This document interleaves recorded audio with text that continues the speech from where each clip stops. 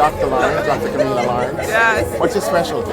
I'm a breast surgeon. Breast surgeon? Yeah, which means I primarily deal with women with breast cancer. Cancer. Yeah. Okay. You're receiving the Heritage Award here tonight at the Jamaican Consulate here in New York. I am. Tell us, what does that feel like for you getting this honor from your country?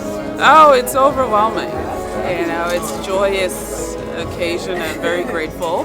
There's nothing like being honored by your own. It has a special touch to it. So I'm deeply appreciative of the opportunity and the recognition. Okay, well, you're still young and you're getting all these awards already. I'm not that young.